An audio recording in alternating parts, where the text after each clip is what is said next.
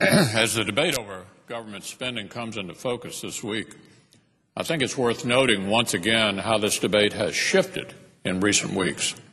After 2 years of bailouts and stimulus bills, we're finally talking about how much government should cut instead of how much it should spend.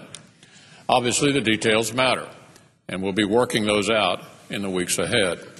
But the fact that this debate has shifted is a testament to the millions of Americans who insisted that their voices be heard on this issue. They've made a difference. It's important that we acknowledge all of that. Now the question shifts to whether those in power will actually follow through in a serious way. Will Democrat leaders in Washington really do something to rein in a government we can no longer afford? Or will they just pretend to and hope that the American people focus on their words instead of their actions? Unfortunately, the early signs are discouraging. The President's approach to the growing national alarm about spending and debt was a proposal to freeze government spending at the already irresponsible levels that he himself has set over the last 2 years, levels that, if maintained, will only intensify the current crisis by putting us deeper and deeper in debt. The consensus on the President's proposal is that it is both unserious and irresponsible, and that despite what the President may say, he is not in fact treating this crisis with the seriousness it demands. The President even seemed to concede the point yesterday, saying his budget wasn't adequate to the task and suggesting that maybe Congress could do something more meaningful than he has. And what do we find in Congress? Well, we find one party in the House of Representatives making a genuine effort to cut spending and debt. And we find Democrats in the Senate announcing today that they intend to line up behind the President's timid proposal for a partial spending freeze. In other words, Democrat leaders in Congress intend to join the President in resigning themselves to a future of growing debts and deficits at a time when Americans are demanding cuts instead. So here's what we've learned this week. On the most pressing issue of the day, the President and Democratic leaders in Congress have decided to take a pass. They're either unwilling to admit that Washington needs to live within its means, or they're completely unwilling to make the tough choices that will get us there. It's really hard to believe.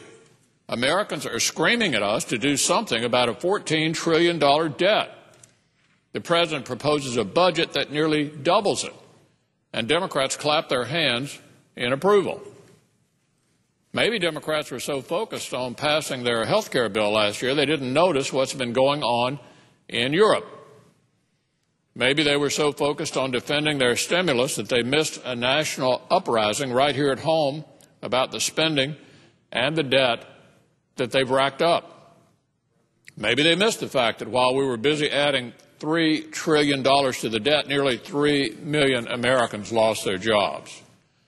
Maybe they've been so focused on passing their agenda that they didn't notice the fact that the American people just repudiated their entire agenda. They need to get real. The men and women who were sent to Washington this year weren't sent here on a mission to keep spending at the levels this administration has set. They were sent here to change the culture, to convince the administration that it needs to change its ways. Democrats in Washington seem to think that they can just wait it out. That if they just agree to freeze current spending levels in place, people will think they're listening. Don't they realize that current levels of spending are the reason we just had the biggest wave election in a generation? The senior senator from New York seems to think that anything short of freezing current spending levels is extreme. I'll tell you what's extreme. Extreme is to insist in the middle of a jobs and debt crisis that government has to spend $1 trillion more than we take in every year. That's what is extreme. That's extreme.